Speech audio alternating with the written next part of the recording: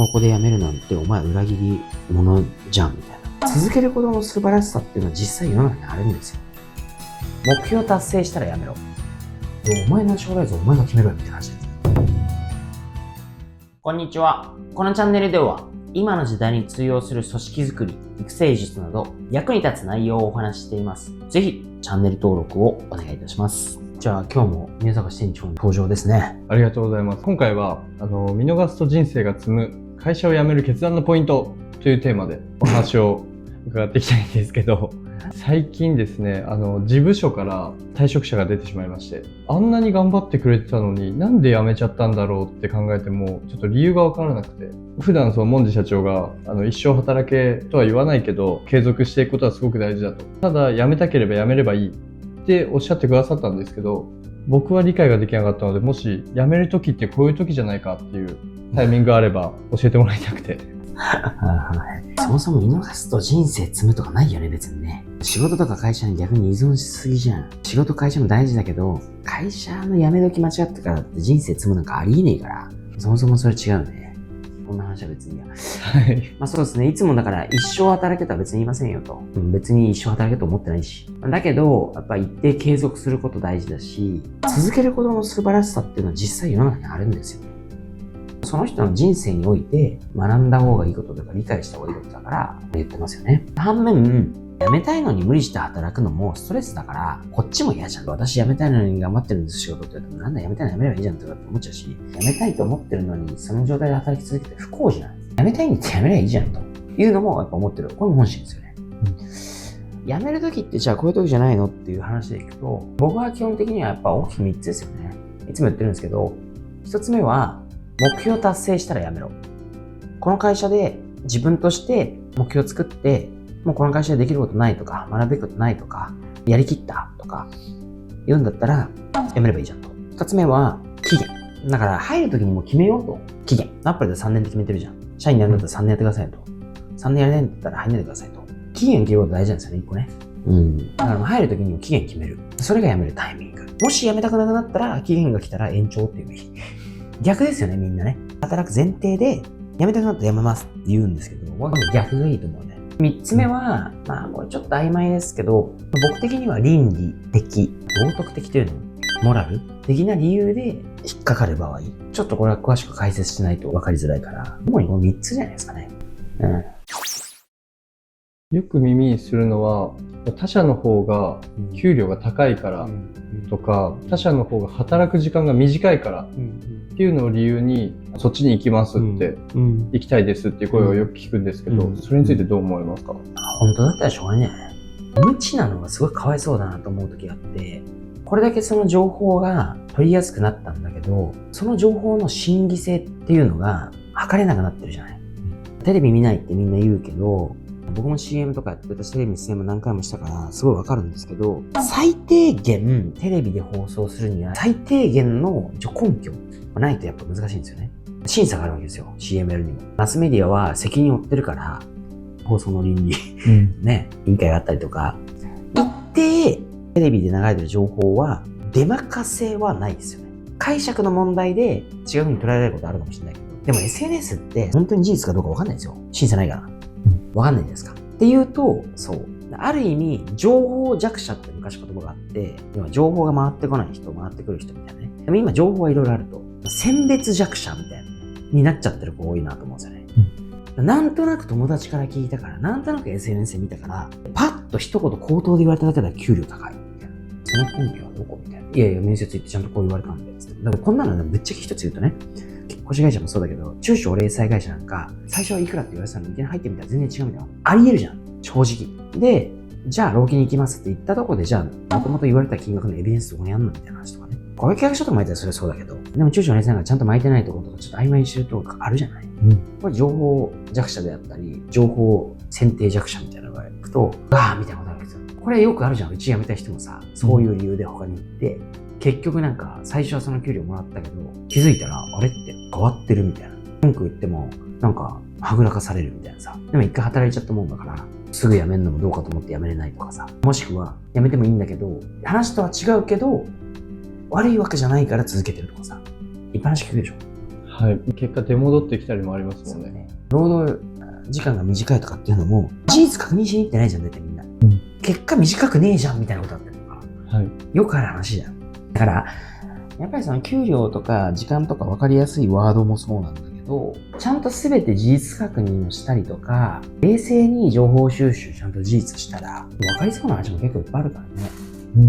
一旦は事実をちゃんと、ある程度のエビデンスか根拠を持って判断してますかっていうのをちゃんと比較したわけね。そう言われた時のために、自分もそれを知っとくための勉強してるわけですよ。A 社はこういう給料体系だけど、こういう、例えば時間の組み方は休日だ、こういうやり方だ、なるべく情報収集しておいて、いざ A 社に転職しますみたいな人が出てきた時に、なんだやつだ、給料が高いから、知ってるそれっつって、給料が高いからくりがあるんですよ。これはね、こういうことですよ。みたいな。言えたりとかすると、それを説明できるというか、そんな感じじゃない？じゃあ、表面上の、情報だけに食いつかないで、どういった会社なのか、事前にリサーチしてから転職するならしていくっていうことも大事ってことですね。それはそうだね。あとはやりがいとか、自分自身のその将来像が見えないから、辞めて他に行きたいっていう声とかもよく聞くと思うんですけど。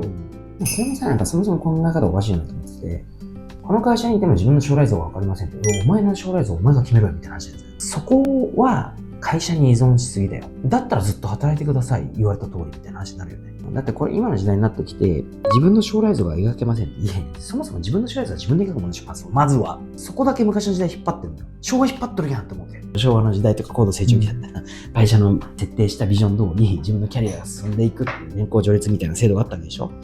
嫌な部分だけ否定してさ、そういうとこだけなんで依存してんねんって思うけど。だから、そもそもそれは考え方間違ってませんかってやっぱ思うんですよね。だったら逆に公言した方がいいよね。私は今の時代だけど、この会社に一生尽くしますと。で一生懸命ずっと頑張りますと。私にはキャリアを描く能力がないので、会社でキャリアを描いていただけますか？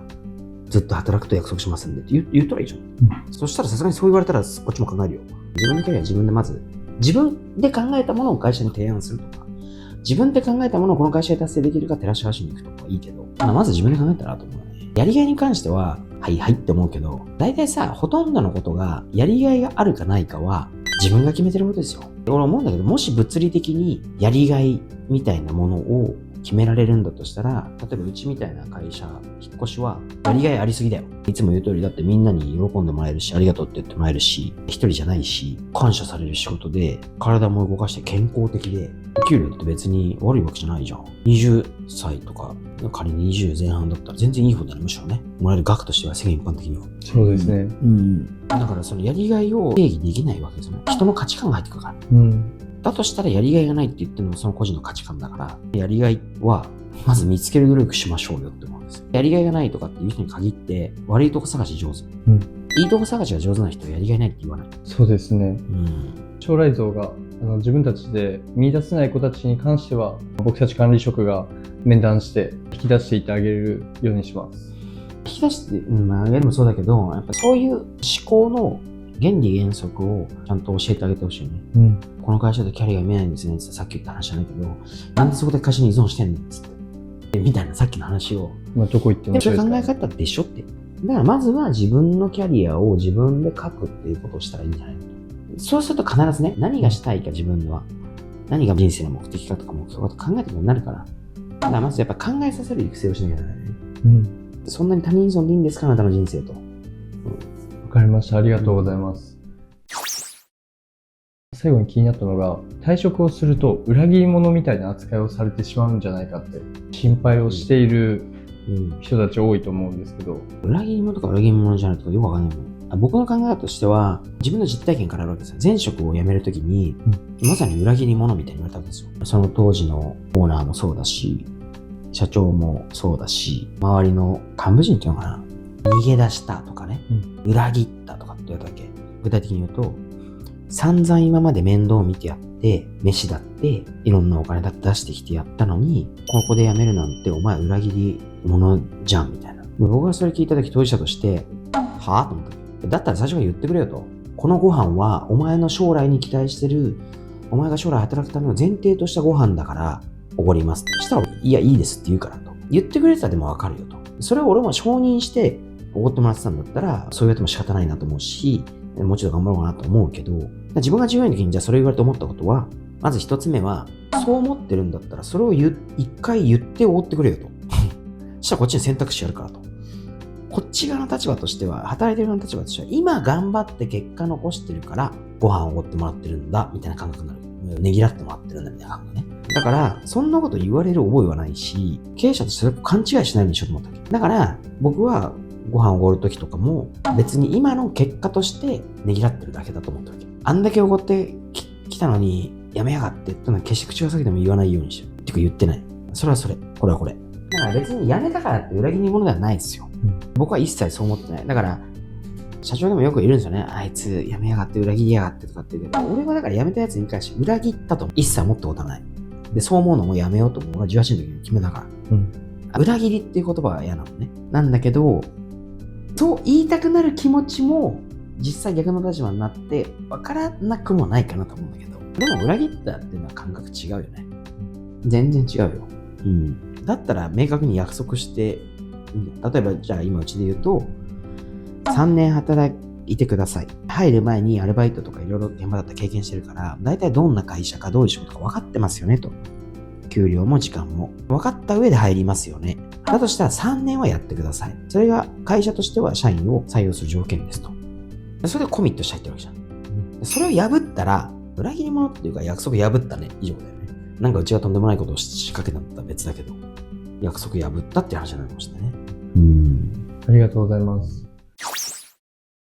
いろいろ喋ったけど、最初に言った3つぐらい補足しとくと、1個目だから目標達成時、みんなだから悪くなったらやめるみたいななんか価値観がすごい多いよね。別にいい時にやめるのも全然ありだと思ってるし、ちゃんと自分が最初に決めた目標を達成したんだったら、ある意味ではそれが卒業ですよ、本当に。そういう風に卒業していいんじゃないかって逆に思うよね。会社たちもってなるけど、それ最初から言ってれば別に何もならないね。分かってることだから。例えばじゃあお前がさ、じゃあ視点としてこういう結果でしたら僕は一回やっぱり卒業したいと思いますって言ったとしたら、んだよお前よって言うかもしれないけど、でもちゃんと話し合って、それがアグリーできればいいじゃん。で、話し合いちゃんと持たれるじゃん。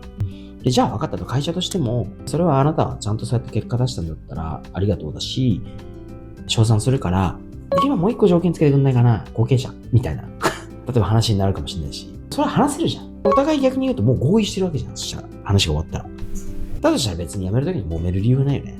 いい結果出して辞めてくれたから、こっちはもったいないけど、残念だなと思うけど、まあ悪いことはないよね。だからそういうポジティブな辞めってことを言ってますっていうのが1個目ね。2つ目の期限は、自分をやっぱちゃんと強くするために期限必要ですよね。もう一回言うけど、続けることが前提で、嫌な時に辞めようっていうやり方をするわけよ。これ良くないよね。だって終わりが嫌だっていう感情しか持たないから。だって嫌だから辞めるんだから。せっかく一生懸命頑張った仕事だし、せっかく一生懸命働いた会社だし、に関わらずネガティブに終わるんだよ。それをだから期限決めなかったら、ネガティブに終わることを想定ってなるわけね。じゃなかったら一生働きますって言えばいいじゃんって話なわけ。だとしたら逆で期限切った方がいい。